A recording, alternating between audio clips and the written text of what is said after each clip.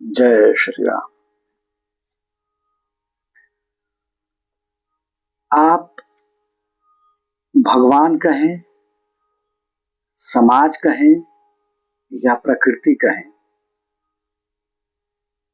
ये तीनों एक ही रूप हैं जिनको हम अपने अपने समझ के हिसाब से अलग अलग रूप में देखते और अलग अलग नाम देते हैं। ये वो सिस्टम या वो पद्धति है जो हर जीवित प्राणी को किसी दृश्य या किसी अदृश्य डोर से एक दूसरे से बांध के रखती है, एक सिस्टम में चलाना चाहती है, एक पद्धति को फॉलो कराना चाहती है। और ये जो सिस्टम है वो है सच, सिर्फ सच। इंसान के रोज के जीवन में कभी प्रत्याशित या कभी अप्रत्याशित कुछ ऐसी घटनाएं घटित हो जाती हैं जो उस इंसान को अंदर से उद्वेलित करती हैं, क्षोभित करती हैं या शांत करती हैं। इंसान उन प्रश्नों के उत्तर को तलाशने की कोशिश करता है और उन उत्तरों को तलाशते तलाशते वो कभी सही ठिकाने और कभी गलत ठिकाने पे भी पहुंचता है।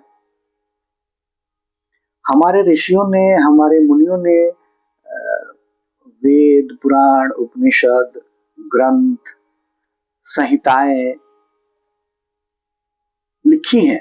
अगर हम उनको पढ़ें, उनमें ढूंढें तो हमें बहुत सारे प्रश्नों के उत्तर मिलते हैं।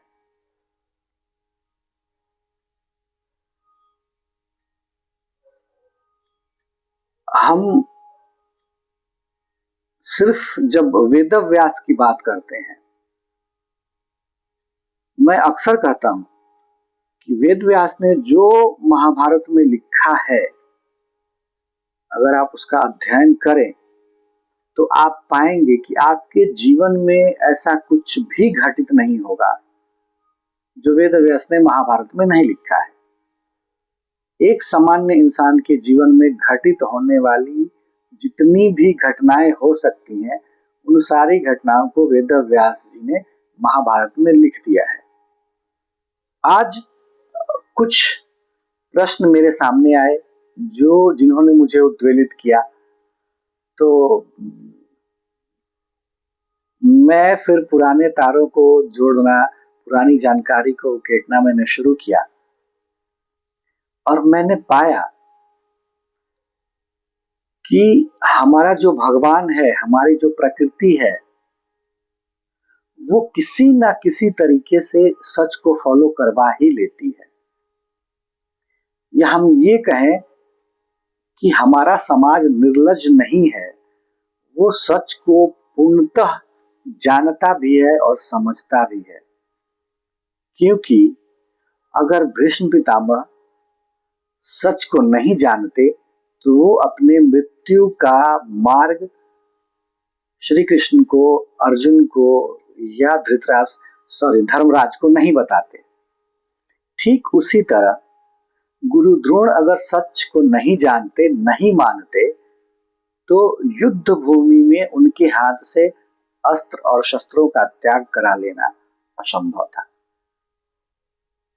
ठीक उसी तरह अंगराज कर्ण अगर सत्य को नहीं जानते, नहीं मानते, नहीं समझते, तो अर्जुन के अलावा बाकी के 4 पांडवों की हत्या उनके हाथों हो चुकी होती। लेकिन इन 3 बिंदुओं को पढ़ने और समझने के बाद भी मन को तृप्ति नहीं थी।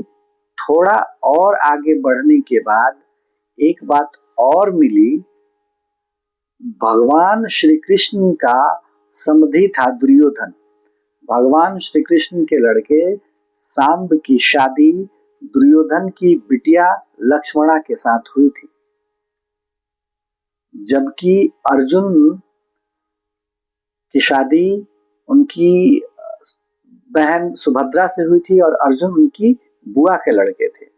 तो रिश्ते की अगर हम बात करें तो दुर्योधन कहीं ज्यादा नजदीक संबंधी था श्री कृष्ण का अर्जुन की अपेक्षा।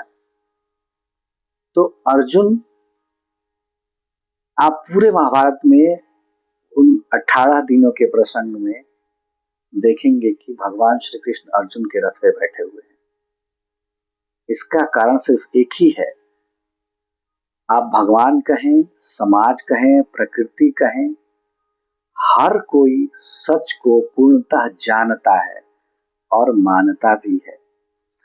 हमें शक्ति 3 तरह से मिल सकती है, आर्थिक, मानसिक और शारीरिक। हमें ये जो शक्ति मिलती है, उसके मिलने के 3 ही स्रोत हो सकते हैं। समाज से मिले, भगवान से मिले या प्रकृति से मिले। लेकिन उन्हीं शक्तियों का इस्तेमाल जब हम प्रकृति के नव निर्माण के विरोध में करने लगते हैं, प्रकृति का काम नवसृजन करना है और प्रकृति से मिली शक्तियों का इस्तेमाल जब हम उसके नवसृजन के रोक में लगाते हैं, तो हमें अश्वत्थामा की तरह युगों युगों तक सड़ना पड़ता है। जय श्री राम।